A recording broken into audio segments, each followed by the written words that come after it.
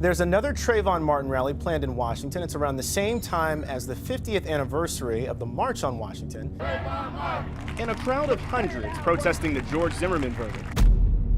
But I want you to know tonight that we as a people will get to the promised land. My brothers and sisters, we have to put a stop to this. And it will never be stopped until we stop it ourselves. I advocate self-determination for all oppressed people inside the United States. Because I maintain that racism does not benefit the masses of white people, and that white people have just as much an interest in fighting racism. The power is with the people. The real question is, what are the people going to do? We're talking about a history and a legacy of African Americans who have made it to become an attorney. It started with the Thurgood Marshall's, the Charles Hamilton Houstons, the Johnny Cochrans, the John Burrises, up till today. I am the latest fruit, if you will, on a very glorious and illustrious tree. It's an honor. I received the torch, and I am now ready to take it forward.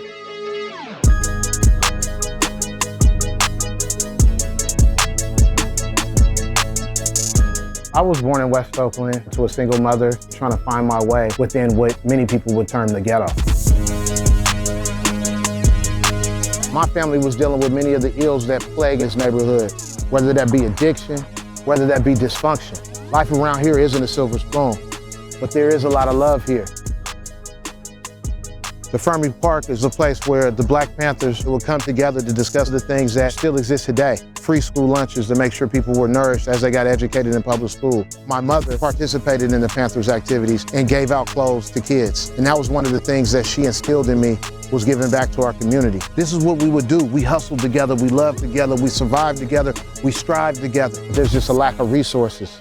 There's a lot of frustration. There's a lot of poverty. But with that comes a self-determination if you wanted to get out of here.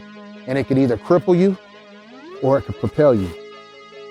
Growing up in West Oakland, but then traveling to Piedmont, which is an affluent part of town, it blew my mind. I'm seeing circular driveways with fountains and gates and mansions. I couldn't even believe that this existed so close to my house. It made me wonder and ponder, why was it we could be living in such close proximity to each other, but yet there were two different worlds, but their realities were starkly different. And that's when I started understanding who I was in this society as a Black man, and that I would be treated differently. I knew I needed to get out of Oakland. I wound up going to San Diego State, and I transferred to UC Berkeley. I remember that first day wondering if I had what it take to cut it here at UC Berkeley, as a guy who only started getting decent grades once I got to college. However, I graduated with a GPA that put me in the top 10% of all undergraduate students. That gave me the confidence to go on to the University of California, Hastings College of the Law. When I graduated UC Hastings, I wasn't quite sure what I was going to do with my law degree other than try to fight and represent for my community. I was working with Congresswoman Barbara Lee, mentioned to me one day, she said, "Hey man, have you ever heard of this attorney named John Burris?" I looked him up and I was like, wow, you can actually do good work and you can actually take care of your family. A lawyer who's going to work in this area has to have empathy for the downtrodden, if you will. From the very beginning, Adante didn't shy away from any of that. He jumped right in. Sitting there right at his elbow, absorbing all of his knowledge, all of his wisdom, Mr. Burris gave me the space to take on fights, to learn and develop as an attorney. And then he gave me just enough seasoning, if you will, to where I knew I could pull off the unimaginable. I've known Adante, I believe, since he came out of law school, and he's hardworking, passionate, most importantly, he's principled. The Oscar Grant case, January 1st, then started the new year. You wake up feeling optimistic.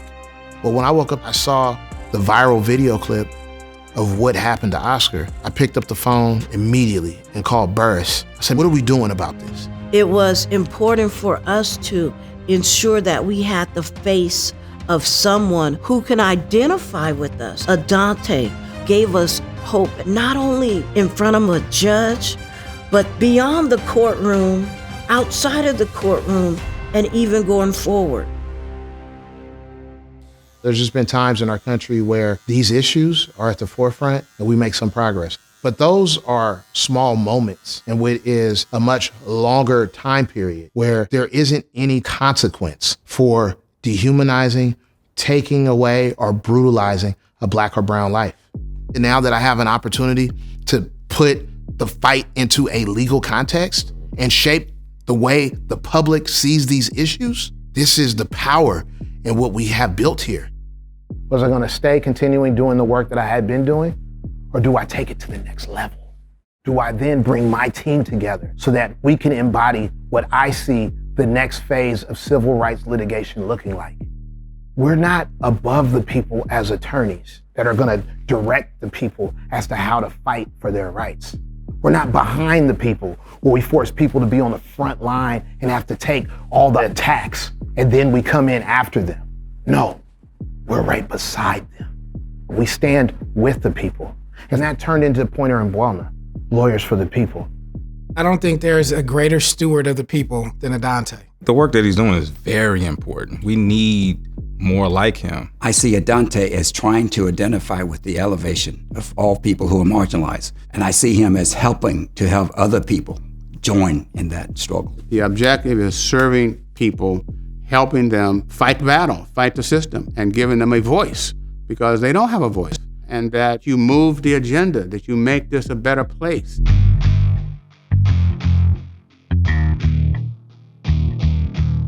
Each and every victory, each and every time my community looks up and sees me or my team and someone from our community standing up for themselves, it empowers all of them to believe that they can do it. That we just don't have to take what people give us, but instead we can enjoy what we have earned, which is a seat at the table of prosperity, justice, and equality.